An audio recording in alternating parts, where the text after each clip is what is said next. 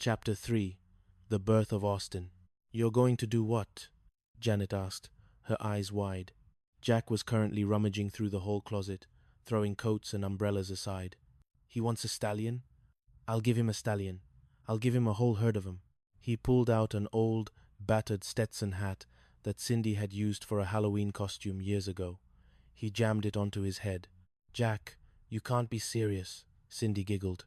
"You're going to pretend to be your own brother?" "Not just a brother. My twin. My identical twin brother, Austin, from Texas," Jack said, adopting a thick, honey-slow drawl.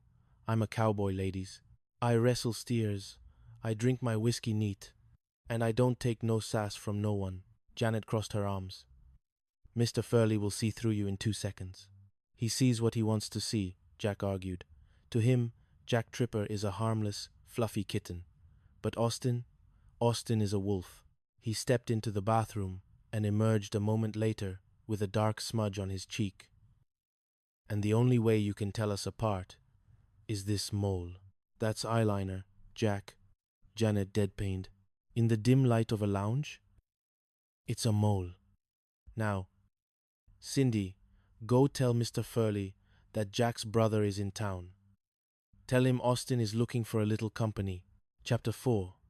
The cowboy rides in. The transformation was startling. When Jack emerged from the bedroom an hour later, he wasn't Jack anymore. He wore a denim shirt unbuttoned, just enough to be suggestive. The cowboy hat pulled low over his eyes, and a swagger that seemed to take up the entire room. "Well, boy howdy," he drawled, leaning against the doorframe as Mr. Furley entered with a young woman in tow. Veronica was stunning, tall, blonde, and possessing a sharp, observant gaze that made Jack's stomach do a nervous flip. "This is him?" Furley asked, his voice full of awe. "Jack's twin? Austin Tripper," Jack said, stepping forward and taking Veronica's hand. He didn't just shake it. He kissed the back of it, his eyes locked onto hers with a predatory intensity that Jack Tripper wouldn't have dared. "Pleased to meet you, ma'am. My eyes must be bugging out like a stomped-on toad frog, 'cause you are the prettiest thing I've seen since the bluebonnets bloomed in Austin." Furley beamed. "You see, Veronica? A real man. A Texan." Veronica smiled, a slow, playful curve of the lips. "A cowboy in Santa Monica. How exotic. We're closer than 2 ticks on a dog's tail, me and my brother Jack," Jack continued, ignoring Janet's muffled snort from the kitchen. "Though he's a bit of a twerp, if I'm being honest. A real cream puff." "Oh, I don't know," Veronica said, her voice dropping to a husky whisper. "I've always had a soft spot for cream puffs, but a cowboy, that's a new frontier." The night began as a game, but as Jack now, Austin led Veronica to the sofa, the stakes began to change. He found himself telling stories of imaginary ranches and long nights under the stars. He found himself looking at Veronica and seeing not a spy, but a woman who looked bored of her father's games. And from the kitchen, Janet Wood watched them. She watched the way Jack leaned in, the way he laughed, that deep, fake Texan laugh, and she realized with a jolt of jealousy that she liked the wolf much more than she should. Chapter 5. The Fog and the Fire. The evening took a turn for the chaotic when a thick, Pacific fog rolled in, blanketing the city in a white, impenetrable shroud. "Airport's closed," Furley announced, returning from a quick trip to his own apartment with a bottle of bourbon. "Austin, you aren't going anywhere tonight. Looks like we've got ourselves a party." The tiny apartment felt smaller by the minute. Jack was trapped. He had to be Austin for Furley and Veronica, but he had to be Jack for the phone call he was expecting regarding the restaurant job. He spent the next 2 hours in a frantic blur. He would go to the kitchen as Austin, wash off the mole, discard the hat, and emerge as Jack to answer the phone or talk to Janet. Then, he would reverse the process, re-smudging the mole and reclaiming the drawl. "Where's Jack?" Furley asked, leaning back on the sofa, 3 drinks in. He's studying," Cindy shouted from the kitchen.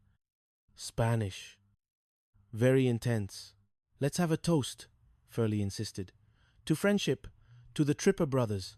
Austin, get your brother out here." Jack felt a cold sweat break out. "Oh, he's in the little Wrangler's room, Mr. Furley. Got a bit of a touch of the stomach flu." You know how it is. Nonsense. A drink will cure him. The pressure was mounting. Janet tried to intervene, dancing with Furley to distract him, but the landlord was determined. He wanted to see the two brothers together. In a moment of desperation, Jack ducked into the bedroom and grabbed a pillow, stuffing it into a spare set of clothes and propping it up in the shadows of the hallway. "There he is!" Jack shouted, pointing to the dark silhouette. "He's just resting his eyes. Poor fella." But Veronica wasn't looking at the silhouette. She was looking at Jack. She had seen him wipe the mole off his face earlier. She had seen the hat hidden behind the sofa. She leaned in close to his ear, her breath warm against his neck. "You know, Jack, or Austin, whoever you are." Jack froze. "I think you're a much better actor than you are a cowboy," she whispered. "But the effort, that's what's really romantic." Before Jack could respond, Furley let out a celebratory yell. "I love this family. I love the Trippers."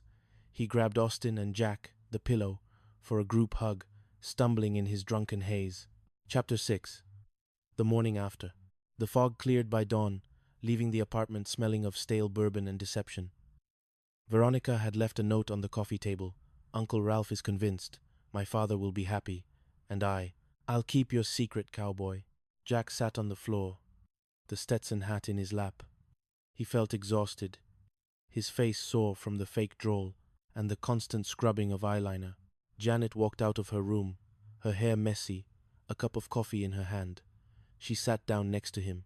"So," she said quietly, "is Austin gone?" "Back to Texas," Jack sighed. "He was a lot of work."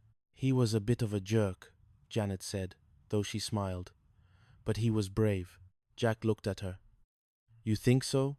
"I think Jack Tripper is brave enough," she said, leaning her head on his shoulder. "He doesn't need a hat or a mole to be a stallion."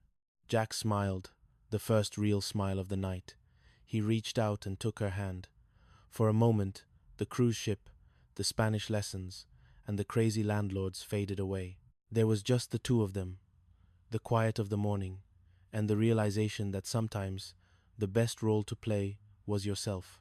Outside, the Santa Monica sun began to rise again, bright and unapologetic, ready for another day of comedy, kisses, and the beautiful, messy business of being alive.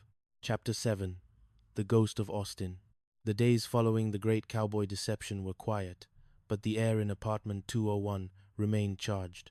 Every time Jack caught Janet's eye, he saw a flicker of something he couldn't quite name, a softness that wasn't there before, or perhaps a curiosity about the man who could summon a Texas rancher out of thin air. But life in Santa Monica didn't wait for romantic epiphanies. The cruise ship job wasn't just a dream anymore. He had an interview at La Casa del Sol, a high-end Spanish restaurant where the owner was a consultant for the cruise line. "Trágame una botella de vino tinto," Jack practiced, his voice lackluster. "You sound like you're ordering an execution, Jack," Cindy said, pirouetting through the living room with a stack of files. "Lighten up. Be more Austin-y." Jack winced. "Austin is retired, Cindy. He's back in the panhandle, hopefully being eaten by a coyote."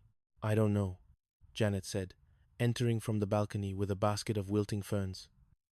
Austin had a certain charm. He knew what he wanted. He wasn't afraid to kiss a lady's hand. Jack looked at her sharply. "Is that what you want, Janet? A guy in a hat who kisses hands and talks about toad frogs?" Janet set the basket down and wiped her hands on her apron. "Maybe I just want a guy who isn't always apologizing for being himself." The phone rang, cutting through the tension. Jack lunged for it. "Hello? Yes, this is Jack Tripper. Tomorrow at noon. Absolute. Unsurpassed, sir. My cooking is unsurpassed. Yes. Thank you." He hung up, his face pale. "The interview is tomorrow. If I get this, I'm one step closer to that ship." Janet's smile didn't reach her eyes. "That's wonderful, Jack. Really. We should celebrate tonight." "The Regal Beagle?" Cindy suggested. "The Regal Beagle," Janet agreed, though her voice sounded far away. Chapter 8. Neon Lights and Liquid Courage. The Regal Beagle was a local institution, a dim, wood-paneled pub where the smell of spilled beer was part of the decor and the jukebox played ABBA on a loop. It was the kind of place where you could lose an afternoon or find a bad idea. Larry Dallas was already there, perched at the bar in a silk shirt unbuttoned to his navel. Larry was Jack's best friend, a used car salesman with the morals of a hungry shark and a heart that was occasionally in the right place.